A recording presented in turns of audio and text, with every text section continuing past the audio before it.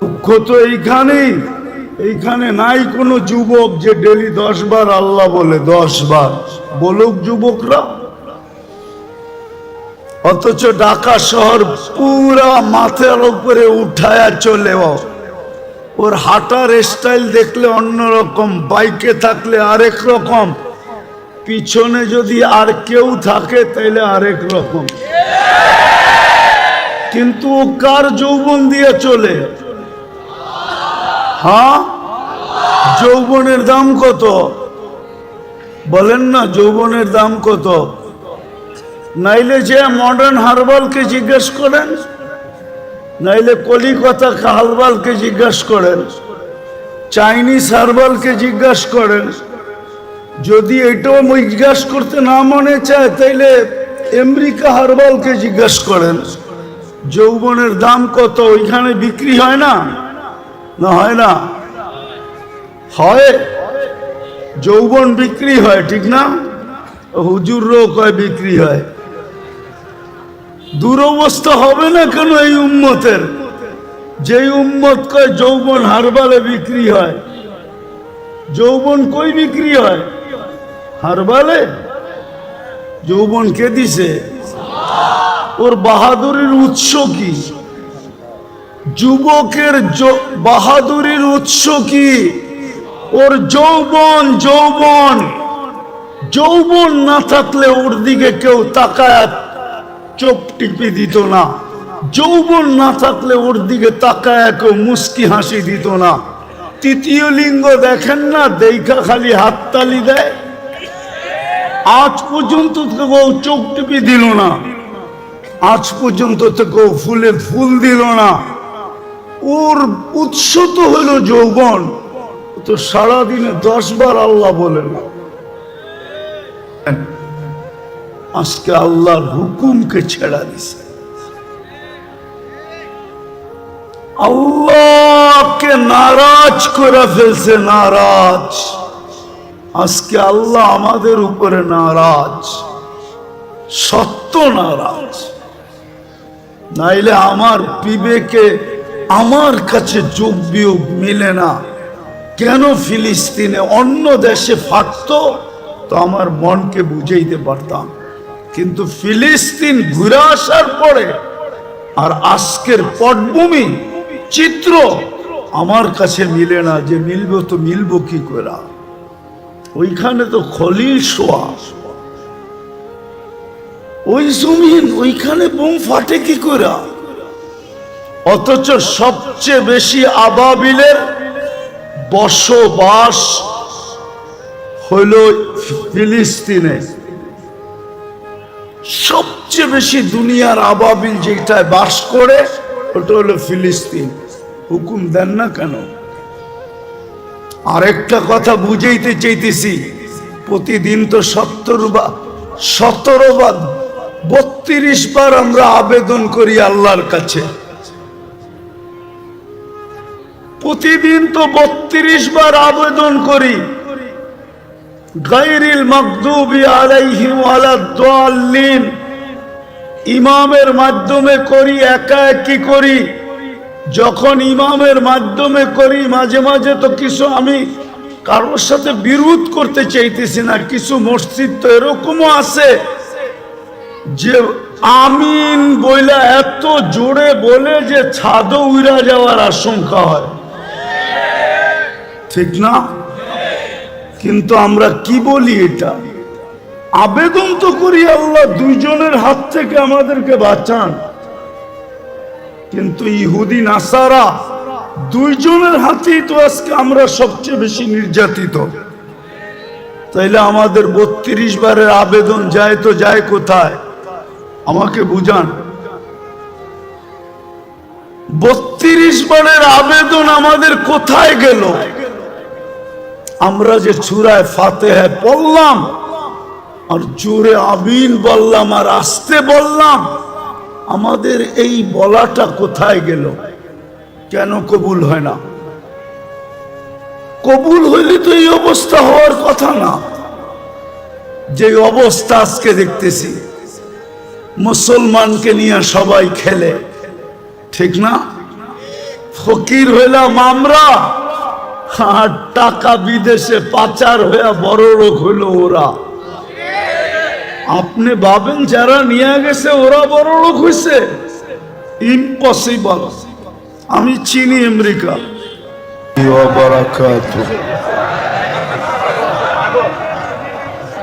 আলহামদুলিল্লাহ আলহামদুলিল্লাহিল্লাযী লা তারাহুল উয়ুন ওয়া লা তুখালিতুহুদ দুনুন ওয়া লা ইয়াসিফুহুল ওয়াসিফুন ওয়া লা তুগায়্যিরুহুল হাওয়াদিস ওয়া লা ইয়াখশাদ দাওয়াইর يعلم مثاقيل الجبال ومكائل البحار وعدد قطر الأمطار وعدد ورق الأشجار وعدد ما ظلم عليه الليل وأشرق عليه النهار ولا تواري منه سماء سماء ولا أرض أرضا ولا بحر ما في قاري ولا جبل ما في واري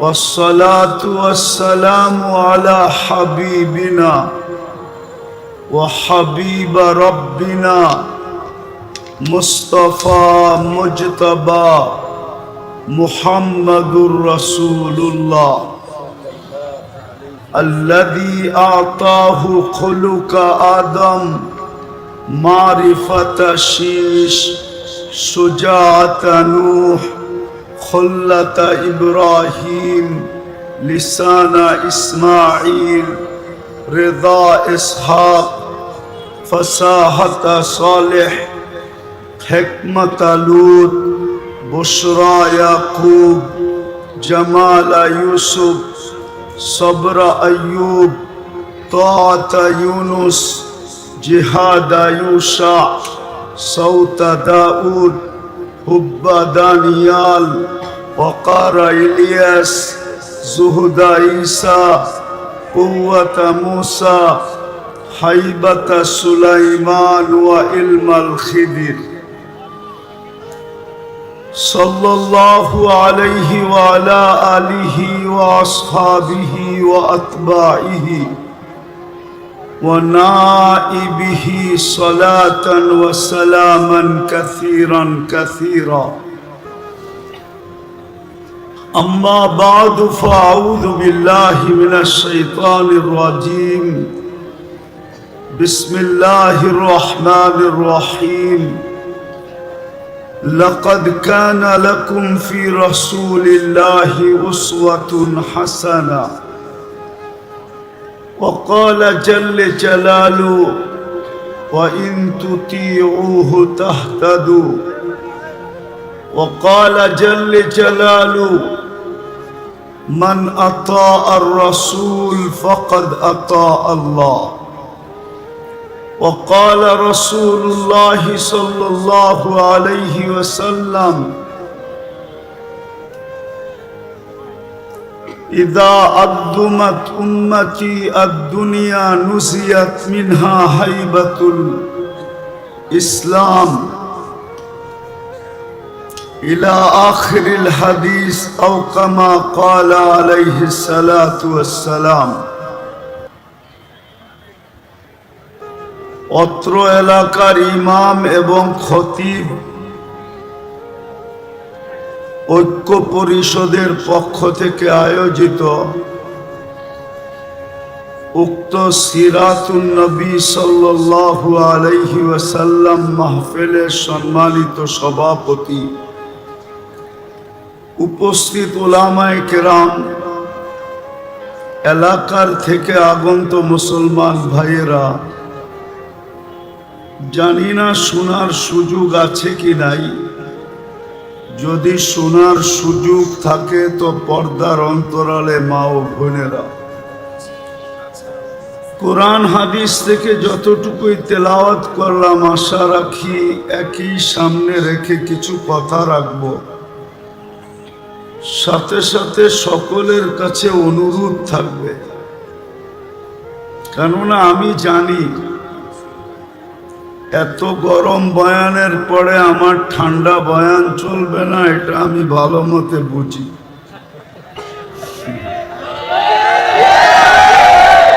কিন্তু আমিও অপারক,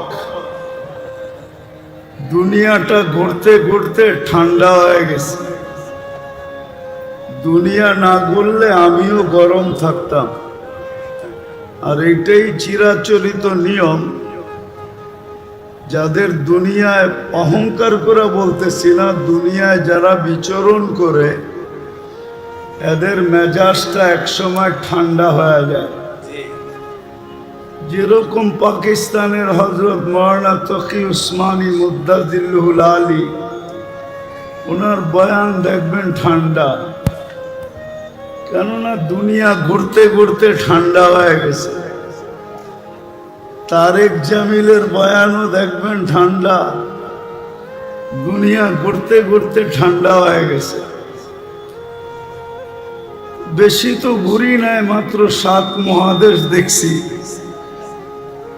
বেশি ঘুরা হয় না এখনো, মাত্র 103টা হয়েছে। আশা রাখি দ্বিতীয় সেঞ্চুরি করার। এই জন্য আমি বুঝছি যে আমার ঠান্ডা বয়ান এত গরম বয়ানের পরে চলবে কিনা জানি না, কিন্তু একটা অনুরোধ করব, যদি পুরস্কার নিয়ে উঠতে চাই, সবার কাছে একটা অনুরোধ, কেননা সিরাতুন নবী মাহফিল, পুরস্কার নিয়ে যদি বাড়িতে ফিরতে চাই, তাহলে যতটুকু শোনার ব্যাপারে যতটুকু মনোযোগ আছে ভিতরে, পুরাটাকে দিয়া শুনতে হবে। কেননা আল্লাহর হুকুম হলো ফাস্তামিউ ইদা কুরিয়াল কোরআন ফাস্তামিউ, যখন কুরআনী কথা শুনো তো মনোযোগকে উজাড় করে দিয়া শুনো। দ্বিতীয় আরেকটা আনসিতু, পরিবেশটাকে বিলকুল নিঝুম বানাইতে হবে, তাইলে 2টা পুরস্কার নিয়ে উঠতে পারবো। আর না হইলে কতক্ষণ হই হুল্লা হবে, যার যার মতে চলে যাব, পুরস্কার নিয়ে বাড়িতে ফিরতে পারবো না। আর দুটাই কিন্তু আল্লাহর হুকুম। আমি একটু বিবেকের পর্দা খুলতে চাই, আজকে মুসলমানের এই দুরবস্থা কেন? সারা দুনিয়া যদি পর্যালোচনা করি, শুধু বাংলাদেশ নিয়ে তো দুনিয়া না, এটা একটা উম্মত, উম্মতে মুহাম্মদ সাল্লাল্লাহু আলাইহি ওয়াসাল্লাম। আপনি জানেন না এই উম্মতের দাম কত? এই উম্মত কয়বার আল্লাহর কুদরতি হাতে বাছাই হয়েছেন, এটা আমাদের জানা নাই। এই উম্মত আল্লাহর পক্ষ থেকে কত ফ্যাসিলিটি পাইছেন, এটাও আমাদের অ্যানালাইসিস নাই। একটা উদাহরণ দেই, এই উম্মতের 80 বৎসরের ব্যক্তি যদি মারা গেল, আর 80 বৎসর দুনিয়াতে থাকার পরে যদি চলে গেল, আর আল্লাহ যদি জিজ্ঞাসা করলো কতদিন ছিলে, তো বলল 80 বৎসর ছিলাম। আল্লাহ যদি জিজ্ঞাসা করে কি নিয়ে আসলা, তো সে বুক ফুলাইয়া বলতে পারে যে এক রাত্রই তো 83 বৎসর ছিল, 80 থেকে 80 বাদ দিয়া দেন, তারপরও তো আমি আপনার কাছে 3 বৎসরের পাওনা আছি। আপনি আমার কাছে কোত্থেকে পাবেন? বলার সুযোগ আছে না নাই? কার কারণে পাইলেন? মুহাম্মাদুর, পুরাটা পড়েন, পুরাটা মুহাম্মাদুর।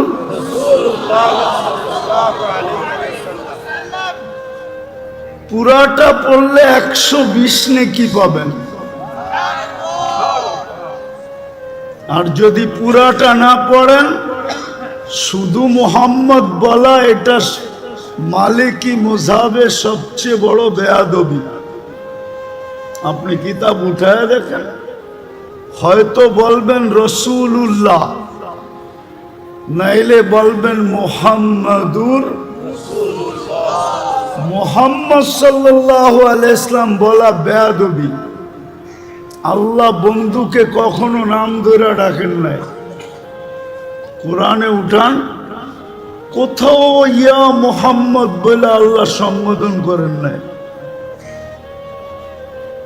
সদা সর্বদা আল্লাহ কোনো না কোনো অন্য ধরনের শব্দ দিয়া, কখনো মুজাম্মিল, কখনো মুদ্দাসসির, কখনো ইয়াসিন, কখনো তোহা, এক এক নামে, কখনো রসুল্লাহ, কখনো আব্দুল্লাহ, এক এক ভাবে আল্লাহ সম্বোধন করছেন। কিন্তু ডাইরেক্ট নাম নিয়েও ডাকেন নাই, নাম নিয়েও সম্বোধন করেন নাই। যাক, যেটা বুঝাইতেছিলাম, আমরা তো আমাদের দামও জানি না। তো আজকে এই উম্মতের এই দুরবস্থা কেন? সারা দুনিয়া যদি পর্যালোচনা করি, তো উম্মতে মুহাম্মাদের এই দুরবস্থা কেন আজকে? আমি একটা উদাহরণ দিই। আমি চিল্লানে বিশ্বাসী না, রাগ হয়েন না, পায়ে হাত রাখি। আমি তো যুক্তি তর্কতে বিশ্বাসী, বাস্তবে বিশ্বাসী। আমাদের যদি দুরবস্থা না হইতো, গত অক্টোবর থেকে নিয়ে এই অক্টোবর পর্যন্ত 2টা জাতিসংঘের বাৎসরিক সম্মেলন হলো, ঠিক না? গত অক্টোবরে একটা, এই অক্টোবরে একটা, ঠিক না? সত্য তো?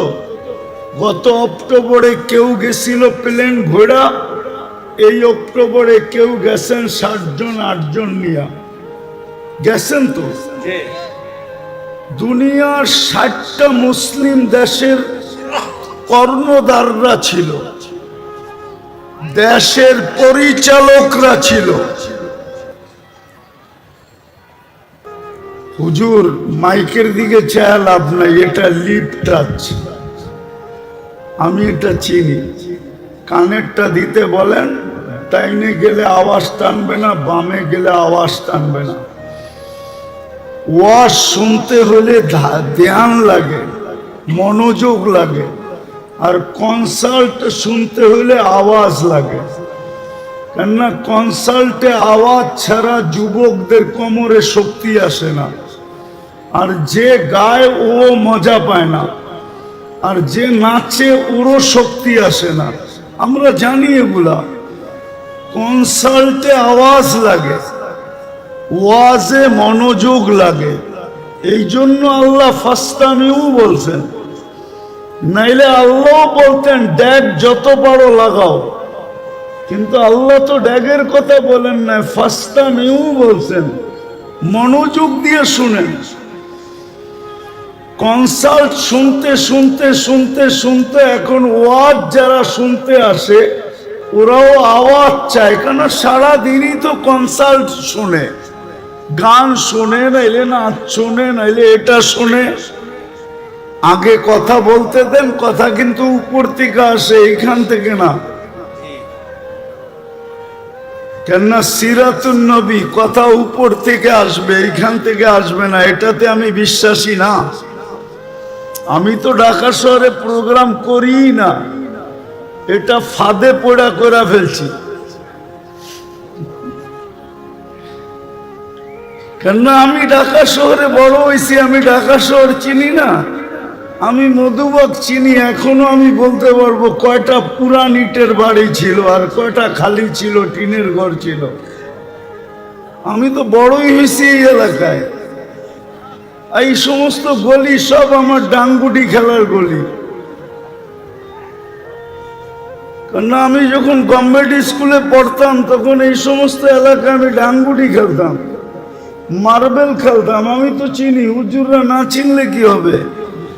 আমি বড় হয়েছি এই ওই পাড়ে, চৌধুরী পাড়ায়। চৌধুরী পাড়া বেশি দূরে? হ্যাঁ, আমি তো বড়ই হয়েছি এখানে, আমি চিনি এটা। ঢাকা শহরে বড় হয়েছি, ঢাকা শহর চিনি। তো যেটা বলতেছিলাম যে দুটা সম্মেলন হলো, ধ্যান দিয়া বুঝার মতো, কিন্তু আমি সামনে যা বুঝাবো। দুটা বড় বড় সম্মেলন হলো, বাৎসরিক সম্মেলন। 60টা মুসলিম দেশের কর্ণধাররা ছিল, তার ভিতরে 4টা মুসলিম দেশের কর্ণধার ছিল যাদের টাকার চেয়ে বড় কোনো টাকা দুনিয়াতে নাই। কুয়েতের টাকার চেয়ে বড় কোনো টাকা দুনিয়াতে নাই। বাহরাইনের টাকার চেয়ে বড় কোনো টাকা দুনিয়াতে নাই। ওমানের টাকার চেয়ে বড় কোনো টাকা দুনিয়াতে নাই। ব্রুনাইয়ের টাকার চেয়ে বড় কোনো টাকা দুনিয়াতে নাই। কিন্তু 1 বৎসর 1 মাস, আজকে 17 থেকে 18 দিন ফিলিস্তিনের যুদ্ধ চলতেছে, ছোট একটা নিন্দা প্রস্তাব পাশ করতে পারে নাই। এইবার চিল্লান না কেন? 60টা মুসলিম দেশ মিলা। চলেন আর একটু পিছিয়ে নিয়ে যাই। ঢাকা শহরে যত কাপড়, পুরান ব্যবহৃত কাপড় আলমারিতে ঢাকা শহরের প্রত্যেকটা বিল্ডিং এ আছে, সবগুলা যদি একত্রিত করা হয়, চ্যালেঞ্জ আমার সাথে, ইউরোপের কোনো একটা দেশে এত ব্যবহৃত কাপড় আলমারিতে নাই। তাইলে বোঝা গেল মুসলমান সবচেয়ে বেশি কাপড় পরে। মুসলমানের কাছে সবচেয়ে বড় টাকা, সবচেয়ে বেশি পোশাক মুসলমান পরে। আমাকে তো বুঝাইতে হবে না, কারণ আপনাদের উন্নত দুনিয়ার ভিতরে একটা দেশ আমার বাকি আছে, নিউজিল্যান্ড। এটা ছাড়া বাকি সব শেষ, একাধিকবার শেষ। কোন দেশ কিয়ামতের দিন বলতে পারবে না যে এই ব্যক্তি আমাদের এখানে আসে নাই। অহংকার করে বলতেছিলাম, সবচেয়ে বেশি কাপড় মুসলমান পরে,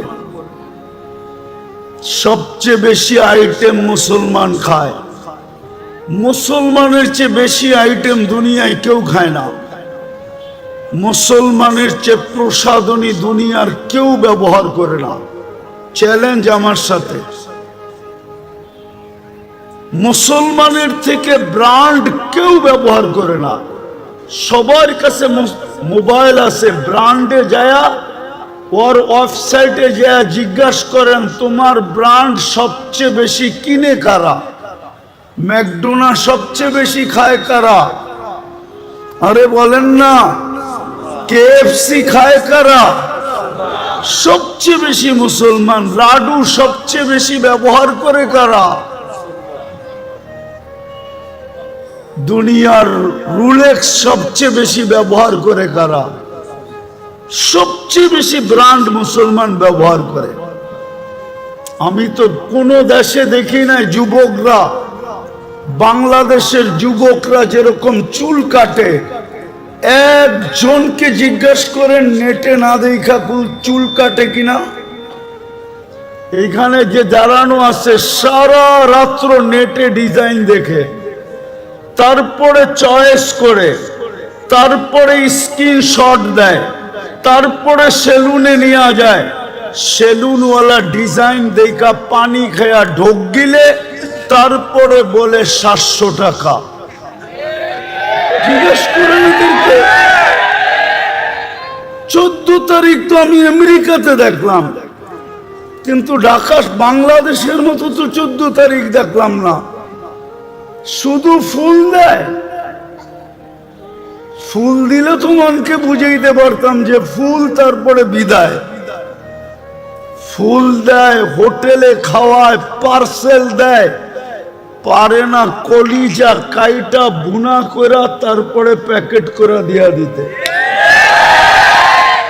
তারপরে বলে আমাকে কমসে কম একবার হলো লেখা দিও I.U। কিন্তু তারপরও তো 90 ভাগ শেখ খাওয়া। আমি তো বলি প্রশাসন দেশ সামলাবে কি? এরা তো সামাজিকতার কারণে মিছিল করে না। এরা যদি মিছিল করতো ডেলি প্রত্যেক বাড়ির সামনে, তাইলে আমাদের যে প্রশাসন আছে এটা যথেষ্ট ছিল না। এরা তো সামাজিকতার কারণে শুধু মিছিল করতে পারে না, নাইলে প্রত্যেক বাড়ির সামনে যে মিছিল করতো, শেখ খেয়েছে আমার ভাই অমুকের রক্ষা নাই, বাইরে বাড়ির থেকে। সবকিছু আমরা বেশি করি, তারপরও আমাদের কেন এই দুরবস্থা? বুঝান আমাকে। আপনারা তো মিলিয়ে ফিলিস্তিন মিডিয়ায় দেখা চিৎকার দেন, তাই না? আমি তো 14 বছর আগে ফিলিস্তিন দেখা আসছি। আমার তো যোগ বিয়োগ মিলে না যে ফিলিস্তিনে হামলা হয় তো হয় কি করে? ওইখানে তো খলিল শুয়ে আছে। বলো গোলামা, খলিল কোথায় শোয়া? খলিল বুঝছেন? ইব্রাহিম খলিলুল্লাহ কোথায় শোয়া? আমি তো চোখে দেখেছি ওয়াদিয়ে খলিল। মুসা আলাইহিস সালাম কোথায় শোয়া? ওয়াদিয়ে মুসা ফিলিস্তিনে। 70 জন নবীর কবর চিহ্নিত যেখানে, যেই মাটির ভিতরে আল্লাহ বরকত মিশ্রিত করছেন, বারাকনা হাওলা। কোরআনেই তো বলতেছি। সব বাদই দিলাম, যেইখানে আল্লাহ সম্মিলন করেন বন্ধুর জিয়ারতের জন্য, তাও সাধারণ মানুষের সম্মিলন না। 1.25 লক্ষ নবীদের সম্মিলন শুধু বন্ধুর জিয়ারতের জন্য, বন্ধুকে দেখানোর জন্য। কেন না দেখায়া, বন্ধুকে না দেখায়া, কদ আখাদাল্লাহু মিসাকান নাবিয়্যিন, বন্ধুকে না দেখায়া আরশের নিচে রূহের জগতে আল্লাহ বন্ধুর পক্ষে সমস্ত নবীদের থেকে অঙ্গীকার নিছিলেন। অঙ্গীকার যে ইদ আখাদাল্লাহু মিসাকান নাবিয়্যিন, কোরআনে আছে। নবীদের থেকে অঙ্গীকার নিছিলেন, কিন্তু বন্ধুকে দেখান নাই, রূহের জগতে ছিল। আমার মনে হয় বাইতুল মুকাদ্দাসে সম্মেলন করছেন, যে রূহের জগতে তো অঙ্গীকার নিলাম, চেহারা তো দেখলে না, এইবার দেখো চেহারা আমি বন্ধু বানাইলাম তো বানাইলাম কিরকম। আমার বন্ধুর চেহারা দেখো তোমরা। ওই জমিনে যেখানে 1.25 লক্ষ নবীদের পায়ের চিহ্ন, প্রথম কাবা।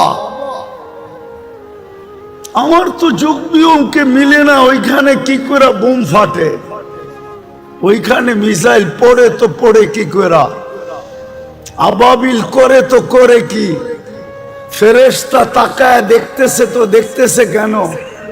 আজকে কেন ছুটে আসে না? আজকে কেন আল্লাহকে বলে না? যেমন ইব্রাহিম আলাইহিস সালামের ব্যাপারে বলছিল। হ্যাঁ, ইব্রাহিম আলাইহিস সালামের ব্যাপারে বলছিল জিবরিল আলাইহিস সালামও বলছিল অনুমতি দেন না সাইজ করি। সব ফেরেশতাই বলছিল আল্লাহ খলিল জ্বলবে আর আমরা দেখব, অনুমতি দেন না। তা আল্লাহ বলছিল যাও, যার জাম করতে মনে চায় করো, জলি খলিল তোমাদেরকে সাহায্য চায় তাইলে করো। কিন্তু সবাই আসছিলেন, কিন্তু খলিল তো খলিলই ছিল। খলিল তো জবাব দিছিলেন, আজকে খলিল জানে আর জলিল জানে। আজকে খলিল জানে আর জলিল চিনেন। জলিল আল্লাহ, জলিল আল্লাহ জানে। বাঁচাইতে চাইলে বাঁচাইবো, না বাঁচাইতে চাইলে না বাঁচাইবো, তোমরা সরো। আজকে খেলা দুইজনের হবে। তারপরেই তো আল্লাহ হুকুম দিছেন ওই জমিনে বোম ফাটে। তো ফাটে কি করে? আমাকে বুঝান, চোখ বিয়োগ দিয়া বুঝান, কি করে ফাটে ওই জমিনে বোম? আর আগে টানতে চাইলাম না, কেননা ঢাকা শহর আবাসিক এলাকা, লম্বা দীর্ঘ রাত পর্যন্ত চিল্লা চিল্লি, এটা আমার ঘরের পাশে হইলেও আমি পছন্দ করি না। অন্যের জন্য করব কিভাবে, এই জন্য অল্প সময় গুছায় নিয়ে আসতেছি। আজকে মুসলমানের দুরবস্থা কেন? সংখ্যায় তো 200 কোটি, 70% সম্পদ মুসলমানদের কাছে। আমি শিক্ষিত মানুষকে জিজ্ঞাসা করতে চাই, বলেন 70% দুনিয়ার ধন সম্পদ কাদের কাছে? আমেরিকার কাছে, কানাডার কাছে, অস্ট্রেলিয়ার ইংল্যান্ডের কাছে, না ইউরোপের কাছে, না জাপানের কাছে? 70% সম্পদ মুসলমানের কাছে। আপনি মানবেন না? আপনি আমারটা তালা নোট করেন, তারপরে গুগলে যে তালাশ করেন, গুগল আপনাকে আমার কথাই বলবে যে 70% সম্পদ দুনিয়ার মুসলমানের কাছে। সংখ্যায় 200 কোটি, খাই বেশি, পড়ি বেশি। আমি তো বলি আপনাদের মাধ্যমে, মিডিয়ার মাধ্যমে দুনিয়াকে জানাইতে চাই, হায় যদি আজকে 200 কোটি মুসলমান আমার কথা শুনতো। 5 বৎসর যদি মুসলমান, কেননা আমাদের ঘরে যেই ব্যবহৃত কাপড় আছে, আমি আমার ঘর বলি 10 বৎসর না 15 বৎসর ব্যবহার করলেও এটা শেষ হবে না। সবার ঘরেই 5 বৎসর চলবে। যেই ব্যবহৃত কাপড় ঘরে আছে, ওনার ঘরে নাই নাকি? 5 বৎসর চলবে না? আজকে যদি 200 কোটি মুসলমান বলে, আমরা 5 বৎসর ধরে কোনো কুনাকাটি করবো না, শুধু কাপড় চোপড় প্রসাধনী। ঢাকা শহরের কোন ঘরটা, কোন বাসাটা ছোট একটা মিনি কসমেটিক্সের দোকান না? বলেন আমাকে। একটা রিক্সাওয়ালার ঘর পর্যন্ত মিনি কসমেটিক্সের দোকান। একজন গার্মেন্টস কর্মীর ঘরটা পর্যন্ত একটা মিনি কসমেটিক্সের দোকান।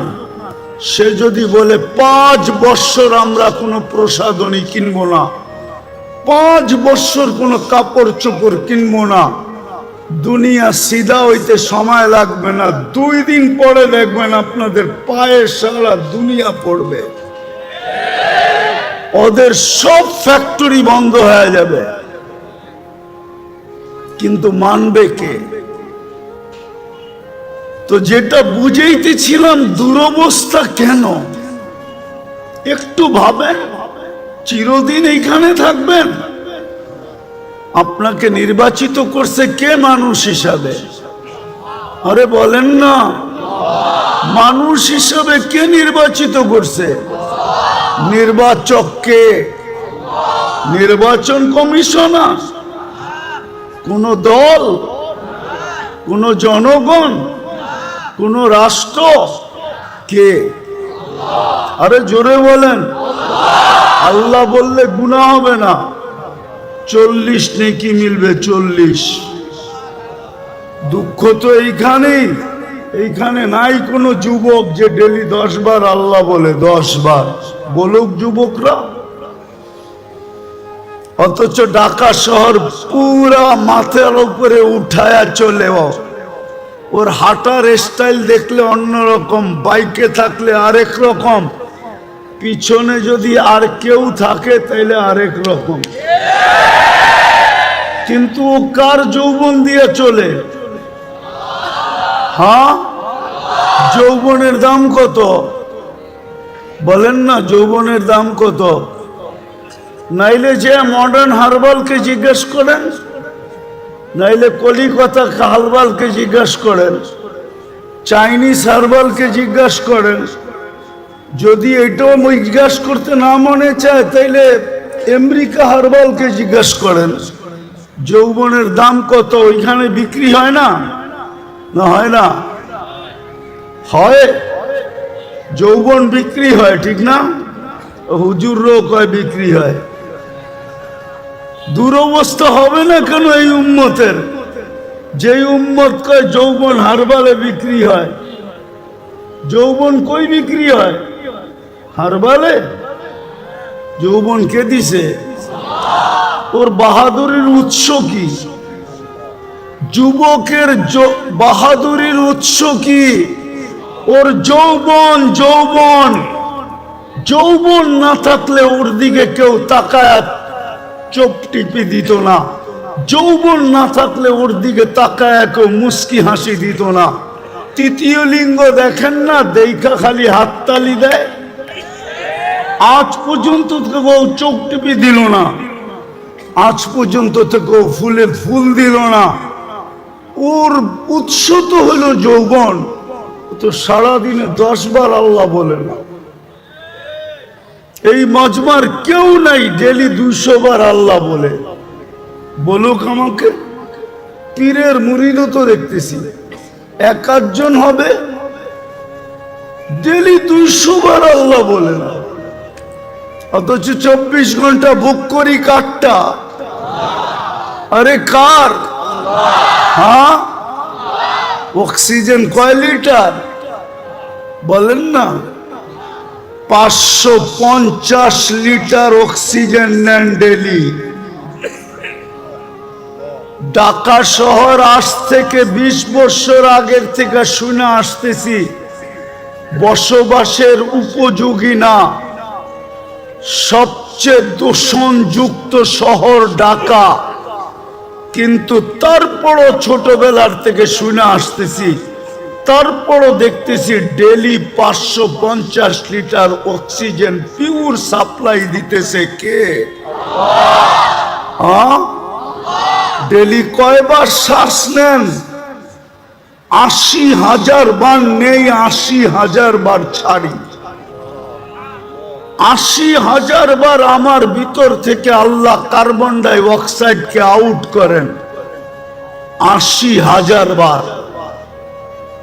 ডেলি কিডনি কয়বার আল্লাহ ডায়ালিসিস করেন? আরে বলেন না। 36 বার আপনার কিডনিকে ডায়ালিসিস করেন। এখনো কিডনি সবাইটা ডায়ালিসিস হইতেছে। দাঁড়ায়া আছে উঠটা হইতেছে, বৈশা আছে উঠটা হইতেছে, শুয়া আছে উঠটা হইতেছে। কিন্তু আপনাদের বিজ্ঞান বিজ্ঞান বিজ্ঞান। কিছু শিক্ষিত লোক আছে শুধু সারাদিন বিজ্ঞান নিয়ে থাকে। ওর বিজ্ঞানকে আমি জিজ্ঞাসা করি, 7 দিন ডায়ালিসিস করে দেখাত, পুরা সপ্তাহ ডায়ালিসিস করে দেখাত। বিজ্ঞানের কাছে তো 7 দিন ডায়ালিসিস করার প্রসেসিং টেকনোলজি এখনো আসে নাই। বরং এখন ডাক্তার বলবে 7 দিন করাইতে হলে আর করার দরকার নাই, বাড়িতে রাখেন, যেই কদিন বাঁচে বাঁচুক, তারপরে মরা যাবে। 5 দিনের উপরে তো ডায়ালিসিস করতে পারে না। বিজ্ঞান বিজ্ঞান বলেন সারাদিন। 4 ঘন্টা তো লাগে একবার ডায়ালিসিস করতে, টাকা বাদই দিলাম। আমার আল্লাহ তো ডেলি ডায়ালিসিস করেন 40 মিনিটে একবার কমপ্লিট করেন। 40 মিনিটে 24 ঘন্টায় 36 বার ডায়ালিসিস হয়। 200 বার তো আল্লাহ বলেন। একটু নিজের বিবেককে জিজ্ঞাসা করেন, কালকে এই মুখটা কি করে দেখাবেন আল্লাহকে? না যায়া বলবেন আমি আধুনিক ছিলাম, আমি এডুকেটেড। ওটাও তো আল্লাহ বলে দিছে তুই এডুকেটেড। এডুকেটেড তোকে বানাইলো কে?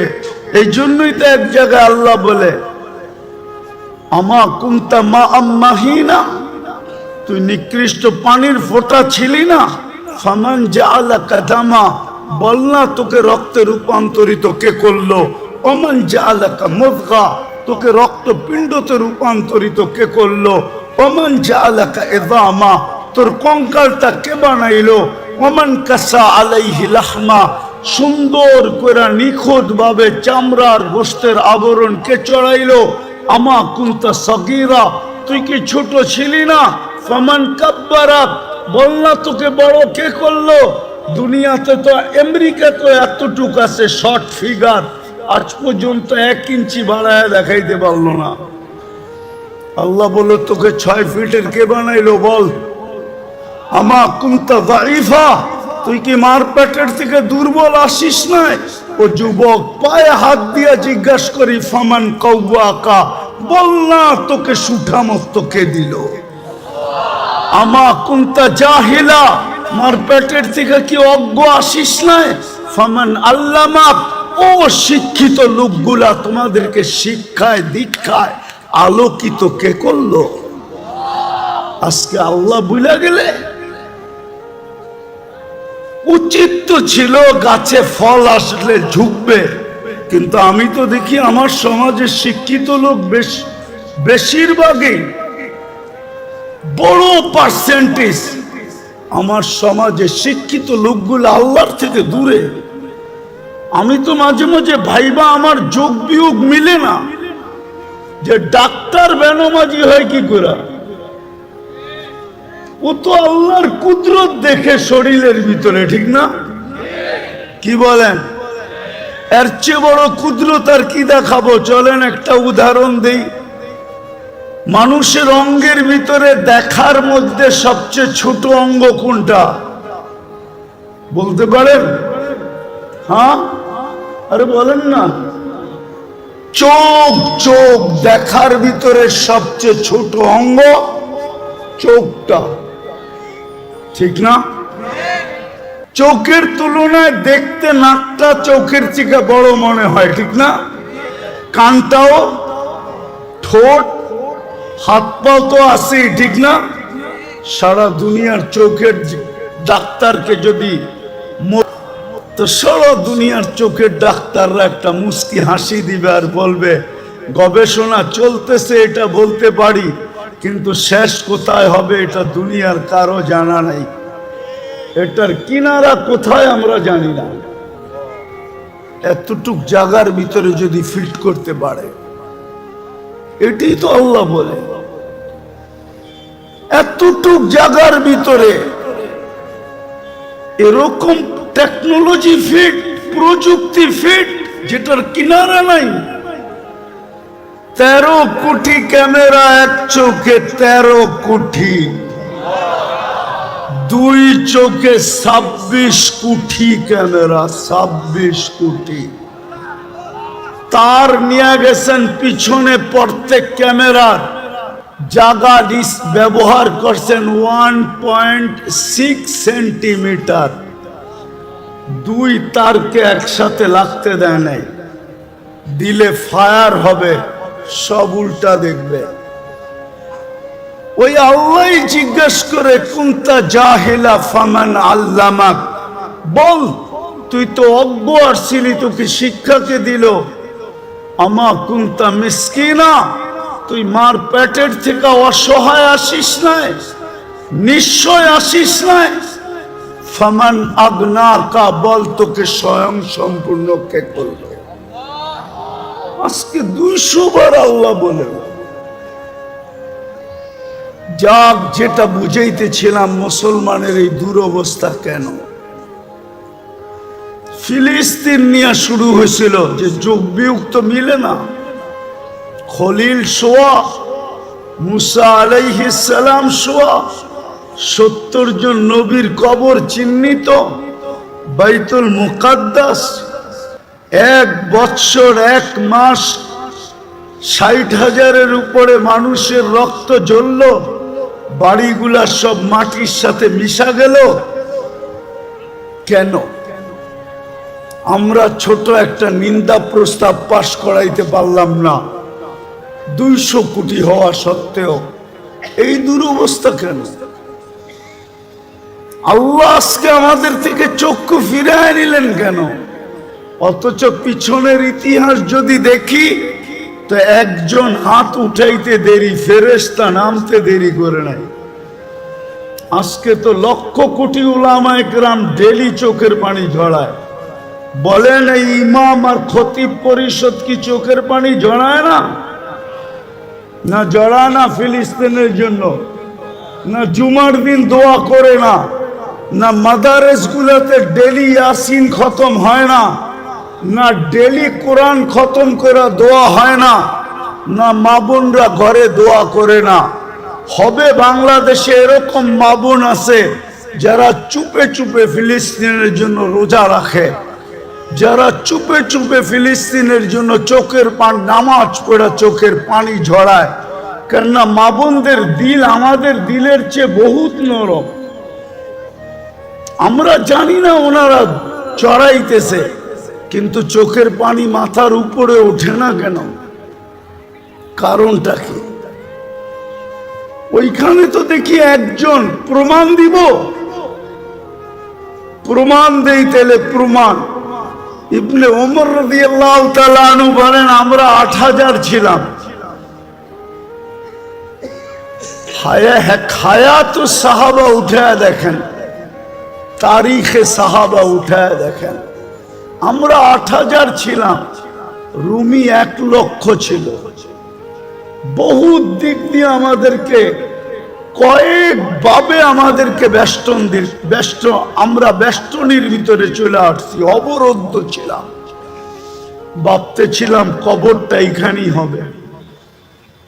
তো বলতেছিল আমার পাশেই একজন দাঁড়ানো ছিল, ক্ষুধায় বড় কাতর, কাপড়গুলা বড় জীর্ণ শীর্ণ, চামড়াগুলা বিলকুল বটা গেছে, তলোয়ার রাখার কোনো নিয়ামও নাই।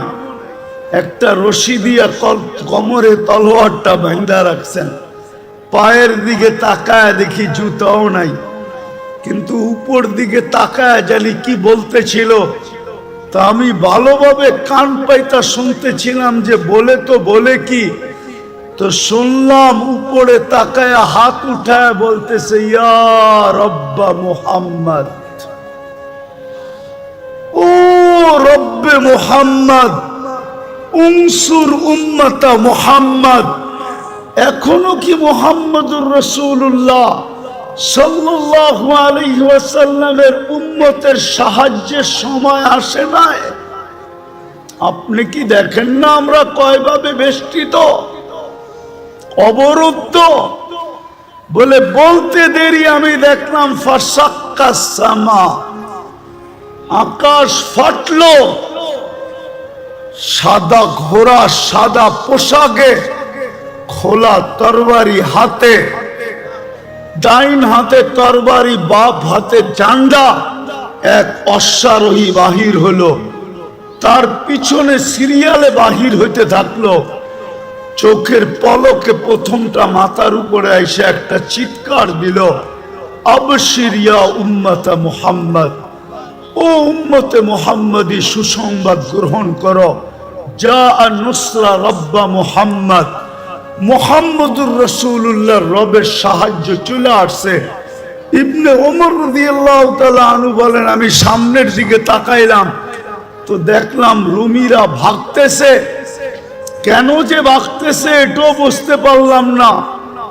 যে যেদিকে পারতেছিল ভাগতেছিল, আমরা পিছু নিলাম, যাদেরকে জাহান্নামে পৌঁছায় দিলাম, বাকি ভাইগা গেল। আমরা গনিমতের মাল জমা করে পাহাড় বানায় দিলাম।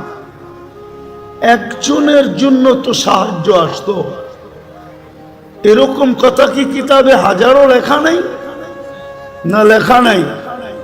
হুজুররা বলুক লেখা নাই। আরে সাহাবা তো সাহাবা, আল্লাহর ওলির কারণে সাহায্য আসে না, না আসে না? রাজা গৌর গোবিন্দ তো রাজাই ছিল, ঠিক না? কি আরে বলেন না, ছিল না? ছিল না? শাহজালাল রহমতুল্লাহ আলাইহি কোনো কি সেনাবাহিনী নিয়ে আসছিলেন নাকি? হ্যাঁ, ওনার সফর সঙ্গী ছিল কয়জন? টোটাল 12 জন। টোটাল 12 জন ছিলেন সফর সঙ্গী। ওনার হাতে তো কোনো তলোয়ারও ছিল না, শুধু জায়নামাজই ছিল, ওইটাই সুরমায় বিছায়া দিছেন। সুরমা চিনছে কে জায়নামাজ বিছাইছে। ভিজানো যাবে না, ডুবানো যাবে না, বরং ওই পারে পার করে দেওয়া দিতে আমি বাধ্য। পার করছেন না করেন নাই? শুধু এই অবস্থা দেখেই তো বাইগা গেছে, ঠিক না? আসামে বাইগা চলে গেছে, সিলেট খালি করে দিছে। আপনি ভাবছেন রাজা গৌর গোবিন্দ শুধু, রাজা গৌর গোবিন্দ শুধু শাহজালাল রহমতুল্লাহ আলাইহিকে দেখছেন? ওকে কবর থেকে উঠায় আইনা জিজ্ঞেস করলে না বোঝা যাবে কি দেখছে?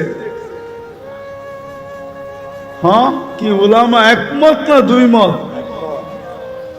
ওরে কবর থেকে উঠে আইনা জিজ্ঞেস করলে না বোঝা যাবে ও কি দেখছে? ও কি শাহজালাল দেখছে? হইতে পারে শাহজালালের পিছে বিরাট বড় এক ফেরেশতার বাহিনী দেখছে। সত্য এটাই। আজকে কেন সাহায্য নাই? কারণটা কি? আমি আপনাদেরকে কারণ বুঝাইতে চাইতেছি। শেষ কাজে কারণ বুঝাইতে চাইতেছি কেন এই দুরবস্থা। আজকে মুসলমান শেষ করে দিতেছি। আজকে মুসলমান নারী বলেন, পুরুষ বলেন, যুবক বলেন, বৃদ্ধ বলেন, শিক্ষিত বলেন, অশিক্ষিত বলেন, আজকে আল্লাহর হুকুমকে ছেড়া দিছে। আল্লাহকে নারাজ করে ফেলছে, নারাজ। আজকে আল্লাহ আমাদের উপরে নারাজ, সত্য নারাজ। নাইলে আমার বিবেকে আমার কাছে যোগ বিয়োগ মিলে না। কেন ফিলিস্তিনে অন্য দেশে ফাটতো তো আমার মনকে বুঝাইতে পারতাম, কিন্তু ফিলিস্তিন ঘুরে আসার পরে আর আজকের পটভূমি চিত্র আমার কাছে মিলে না। যে মিলবো তো মিলবো কি করে? ওইখানে তো খলিল শোয়া, ওই জমিন, ওইখানে বোম ফাটে কি করে? অথচ সবচেয়ে বেশি আবাবিলের বসবাস হইল ফিলিস্তিনে। সবচেয়ে বেশি দুনিয়ার আবাবিল যেটায় বাস করে ওটা হলো ফিলিস্তিন। হুকুম দেন না কেন? আরেকটা কথা বুঝাইতে চাইতেছি। প্রতিদিন তো 17 বার 32 বার আমরা আবেদন করি আল্লাহর কাছে। প্রতিদিন তো 32 বার আবেদন করি। গায়রিল মাগদুবি আলাইহিম ওয়ালাদ-দাল্লিন ইমামের মাধ্যমে করি, একা একই করি। যখন ইমামের মাধ্যমে করি মাঝে মাঝে তো কিছু, আমি কারোর সাথে বিরোধ করতে চাইতেছি না, কিছু মসজিদ তো এরকমও আছে যে আমিন বইলা এত জোরে বলে যে ছাদও উড়া যাওয়ার আশঙ্কা হয়, ঠিক না? কিন্তু আমরা কি বলি? এটা আবেদন তো করি আল্লাহ দুইজনের হাত থেকে আমাদেরকে বাঁচান, কিন্তু ইহুদি নাসারা দুইজনের হাতেই তো আজকে আমরা সবচেয়ে বেশি নির্যাতিত। তাইলে আমাদের 32 বারের আবেদন যায় তো যায় কোথায়? আমাকে বুঝান। 32 বারের আবেদন আমাদের কোথায় গেল? আমরা যে সূরা ফাতিহা পড়লাম আর জোরে আমিন বললাম আর আস্তে বললাম, আমাদের এই বলাটা কোথায় গেল? কেন কবুল হয় না? কবুল হইলে তো এই অবস্থা হওয়ার কথা না। যে অবস্থা আজকে দেখতেছি, মুসলমানকে নিয়ে সবাই খেলে, ঠিক না? ফকির হইলাম আমরা, আর টাকা বিদেশে পাচার হইয়া বড় লোক হইল ওরা। আপনি ভাবেন যারা নিয়ে গেছে ওরা বড় লোক হয়েছে? ইম্পসিবল। আমি চিনি আমেরিকা, কানাডা চিনি, ইংল্যান্ড চিনি, সুইস ব্যাংক চিনি আমি, আমাকে চিনাইতে হবে না। হ্যাঁ, আমি চিনি, বহুত মানুষকে চিনি, 2-4 জন প্রেসিডেন্টও চিনি যারা ট্যাক্সি চালায়, ট্যাক্সি, আমেরিকাতে ট্যাক্সি চালায়। অবশ্য আমাদের দেশের না, আফ্রিকান দেশের। নিয়ে গেছিল খুব, এখন ট্যাক্সি চালায়। কেন এই দুরবস্থা? একটু ভাবেন, চলে তো যাব, থাকা তো যাবে না, পুঙ্খানো হিসাব তো নিবে। সত্য তো এটাই। যদিও কেউ মাঝে মাঝে জিজ্ঞাসা করে, হুজুর 60 বৎসরের হিসাব নিতে 50,000 বৎসর লাগবে কেন? আমি বলি, শোনো, তুমি ডেলি কতটুকু অক্সিজেন, কয়বার শ্বাস প্রশ্বাস নিছিলে? কয়বার? আরে 1,60,000 বার। তো মাসে কত নিছিলেন? বৎসরে কত? 60 বৎসরে কত? স্বাভাবিক শ্বাস নেওয়ার দাম তো আমাদের দেশের এক শিল্পপতি আমাদেরকে শিখায় গেছিলেন, কিন্তু আমরা তো এটাকে মাথায় ধারণ করি নাই। 2020 করোনা লগ্নে বাংলাদেশের প্রথম সারির এক শিল্পপতি মারা গেছিলেন। ওনার জন্য ডাক্তারের টিম যখন চায়নার থেকে আনা হলো, আর উনি ভেন্টিলেটারে ছিলেন, তো উনি কামরায় ঢুকার পরে ডাক্তারদেরকে বলছিলেন, আমার সুস্থতার প্রয়োজন নাই, আমাকে শুধু স্বাভাবিক শ্বাস নিতে দাও, আমি তোমাদেরকে আমার পুরা কোম্পানি লেখা দিব। পেপারে আসছে, পেপারে জান, মিডিয়া লেখা আছে এখনো। আমি নাম বলতেছি না। আপনি যে ডেলি স্বাভাবিক শ্বাস নিতেছেন, এটার বিনিময়ে কি করছেন? এই হিসাব কিন্তু মিলাই দিতে হবে। বিদায় আমি শেষ জায়গায় চলে আসছি। আজকে এই দুরবস্থার কারণ একটা, শুধু প্রথম একটা, আল্লাহকে না মানা।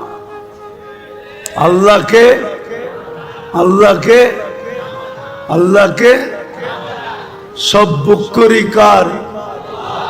কিন্তু শিক্ষিত মানুষগুলা যদি প্রশ্ন করে আল্লাহকে মানবো কি করে, আল্লাহকে তো চোখে দেখি না, লা তারাহুল উয়ুন ওয়ালা তুখালিতুহুদ দুনুন, দেনদারণে আনা যায় না, ওয়ালা ইয়াসিফুহুল ওয়াসিফুন, বর্ণনা দিয়ে শেষ করা যায় না।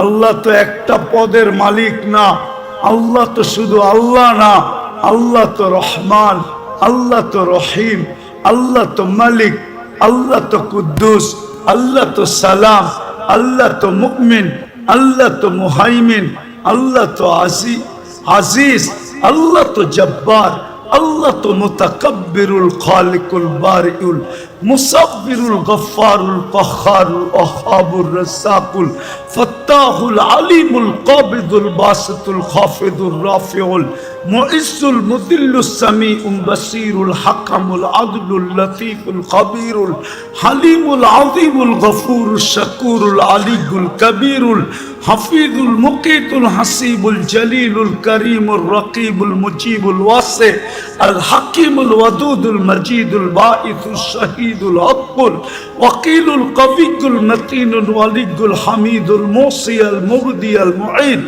আল মুহয়ি আল মুমীত আল হায়্যু আল কাইয়্যুম আল ওয়াজিদ আল মাজিদ আল ওয়াহিদ আল আহাদ আস সামাদ আল কাদির আল মুক্তাদির আল মুকদ্দম আল মুআখ্খার الأول والآخر الظاهر والباطن الوالي المتوالي البر التواب المنتقم العفو الرؤوف مالك الملك ذا الجلال والإكرام المقسط والجامع والغني والمغني المانع الدار النافع النور الهادي البديع والباقي الوارث والرشيد الصبور جل جلاله আল্লাহ তো 99 পদের মালিক আল্লাহকে মানব তো মানব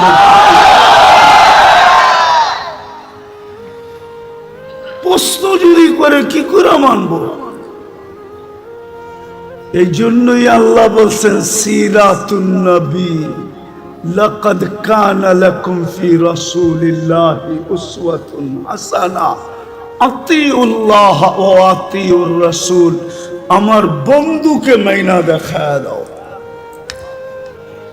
কিন্তু আফসোস তো এইখানেই বন্ধুকে যদি এই উম্মত মানত তাহলে সবচেয়ে বেশি বন্ধুর আদর্শ মুসলমানের ঘরে নির্যাতিত হতো না